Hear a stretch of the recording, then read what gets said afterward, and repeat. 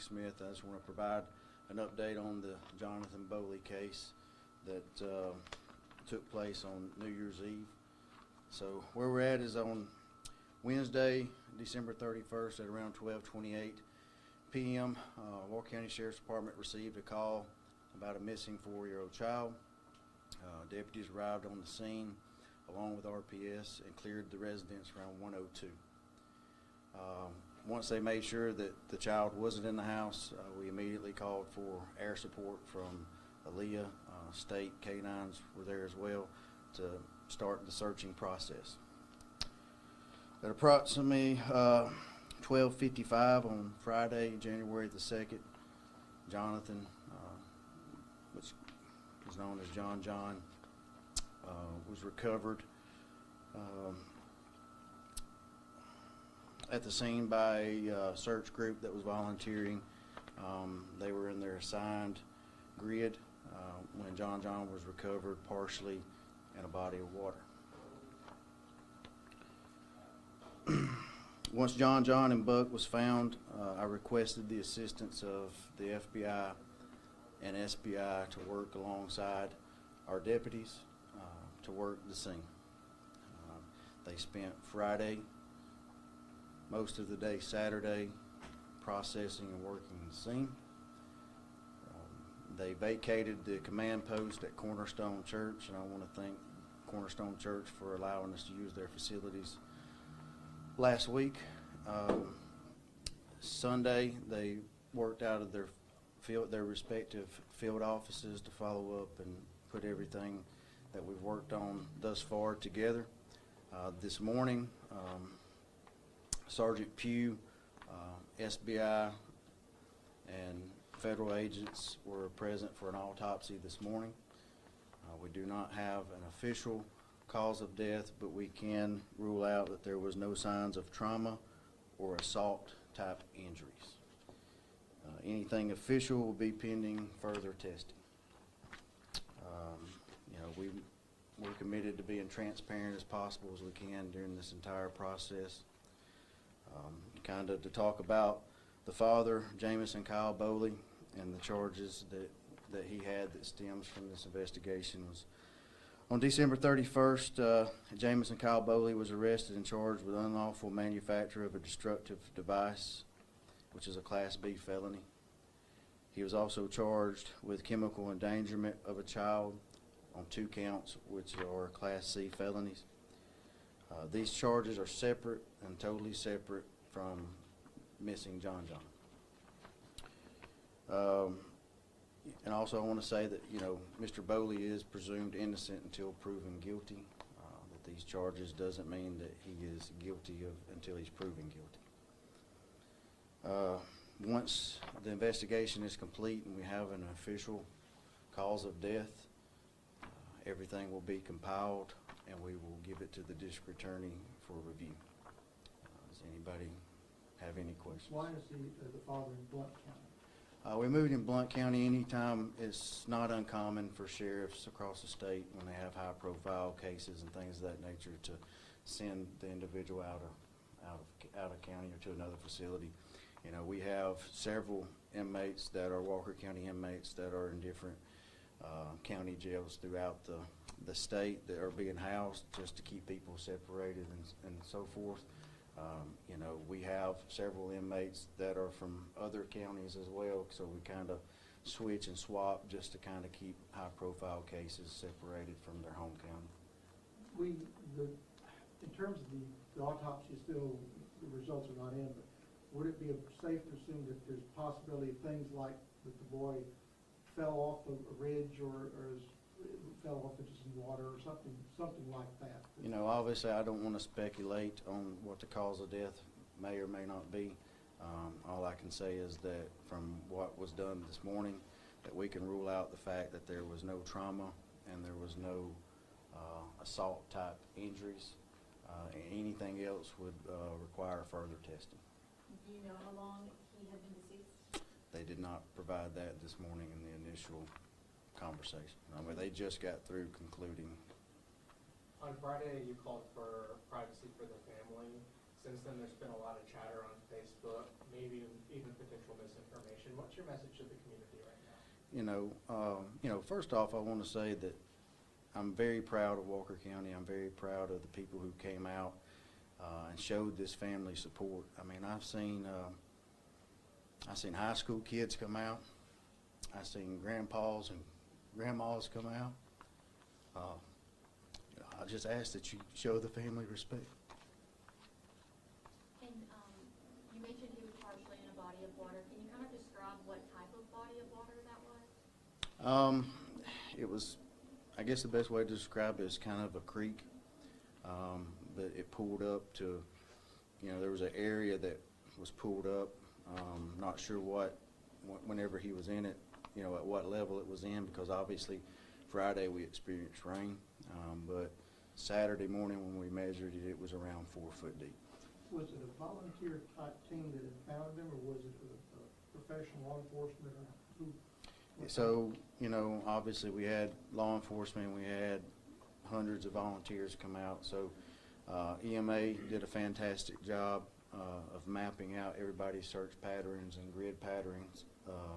So this was a volunteer group of pure volunteers that were assigned a certain section to search, and during their search, they recovered John. And you mentioned that the dog was found with him alive. Was the dog just hanging around that area, or can you describe? One of the volunteers I spoke to said they saw the dog first, and the dog kind of led them back to where John was. In regards to the father, can you specify what types of drugs were found in the home? Methamphetamine. And then, as far as the dog and all, do you think the dog stayed with the child? Is that the expectation? Or maybe led him that far away because he was a couple of miles away? It appears that way, that the dog was with him the whole time. About when was the boy found, as far as 1 o'clock, 1:30? Because I know It was at 12:55 is what EMA reported this morning, that the volunteer group found it on January the 2nd. What was the volunteer group? I mean, you got a hold of the volunteers, obviously going to look for him, but not probably expecting to see what they saw. How are they dealing with this? I spoke with them shortly in a room. They were shook up.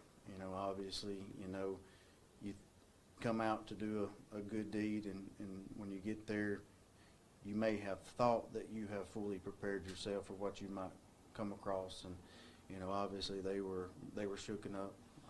I think they had to call paramedics to one female searcher who was having a panic attack. So obviously, keep them in your prayers. How are investigators doing? They're good. Like I said, there's two guys, Sergeant Pugh and Captain Legg. I can't commend them enough for the work that they've done. I'm not sure that they ever went home until John was found. How are you doing? It's a challenge. Like I said, I've never been through anything like this, and I hope that that no family has to go through anything like this. But if you do, I think that one thing that we have to be proud of Walker County, and the fact that that's where I'm proud of, is because of the support that they showed this family. And I hope that support don't stop. I hope that support continues in the days to come. It doesn't just stop just because John was found. Strange question, but how was the father informed? He didn't just watch a stream or anything like that? No, we took him to Blount County. I arranged with the sheriff of Blount County to let the family go and make that notification in person. And him moving to Blount County, is that for his safety? It's just general, just to keep him separated from the county and people he may know here in the jail. And I know that you guys had thermal imaging up, around the clock essentially. Some people are asking how possibly the dog was missed on thermal imaging. Can you explain that? I can't really explain that because that's not my area of expertise. We called out every resource that we had available. We had multiple aviation divisions from Jefferson County, Aaliyah, Coleman City. We had drone operators from several search and rescue groups. I can't answer that question. It's early, but have you learned any lessons from this investigation in terms of how to do this type search better down the road? Obviously, I think once we get all of our information back, when we get to review everything and get to really sit down and think, we can, you know, you're always going to find things that you can do better. I mean, there's no doubt about that. But obviously, as well, this presented challenges. I mean, you know, where we're at, you know, and the lifestyle that was taking place in the home with explosive devices and things of that nature, obviously created challenges, challenges that we, you know, wouldn't necessarily ready to see. And so it was much more than just blazing through the woods looking for a child. It presented challenges. How long was the delay because of that finding explosive? You know, the delay was delayed around the residence. You know, there's a lot of misinformation out there. The delay was not, it was not delayed for a search that other than the immediate area of the house.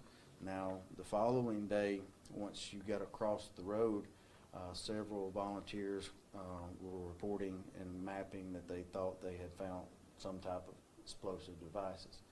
So obviously we had to delay searches in that particular area, which was across the street, until the bomb techs for the FBI could finish clearing the house and then make their way to assess those potential hazards, which they were cleared to not be explosive material. And do you know the devices that you found? Pipe bombs, how would you describe them? Fireworks? They wasn't fireworks, let's just put it that way. You know, I'm not a expert when it comes to bombs and explosives, but the people who are experts said there was enough to level the entire house. I know y'all got the call on Wednesday. Do you know how long they were missing prior to y'all getting notified? Sir, you repeat that again? Yeah, I know y'all got the call on Wednesday. Do you know how long he was missing prior to y'all getting that notification? There was a delay. Obviously, we weren't called as immediately as he went missing. You know, if I'm taking the information that I have at face value, I mean, I'm sure that he did like any parent would do. You'd spend 30 minutes, an hour or so trying to find your child. So I'm going to give him the benefit of the doubt that that's what happened, that he was trying to find him on his own. But obviously, you know, one thing back to Ed's question is, in situations like that, because the father was doing his own search and things in the woods, which obviously doesn't help the tracking of, you know, using canines and trying to track the child once, you know, we got notified. The explosions that the neighbors had heard for several weeks on end, have we been able to tie those explosions with the father in terms of the material that he had? We have not. With as many agencies that were involved, what was the challenge of organizing the search? Who led the search in organizing? Yeah, so obviously, I contacted, you know, as soon as we got on the scene, we contacted the FBI state, got everybody in, contacted Regina with EMA. She came out, she did her thing, and got as many resources, fire departments and things as we could. She set up the incident command center at the church, and then we just started working and kind of rolling from there, organizing everything, organizing everybody in searches and where they needed to go. Can you speak to how much she did? Because that's her name has come up several times today about how much she did in terms of. Yeah, I mean, listen, I can't thank Regina enough for the job that she did helping organize. You know, it's one less thing that I had to worry about because I knew that she was doing a good job. Do we know what the father's intentions were with the explosives? Was that like a hobby, or do you have any idea? I think he had told, at one point, he had told an investigator that he knew that what he was handling and stuff was dangerous, but he didn't, you know, he just was at the point where he didn't care anymore. And he had a military background, right? Yes. What type of explosives? I don't know the name of them. I don't want to misquote it or misstate it. Were they just one type of explosive, or were they several different types? I don't know the answer to that. Any other questions?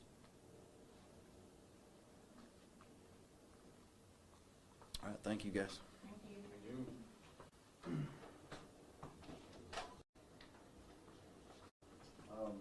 You know, there probably won't be any other updates until we get an official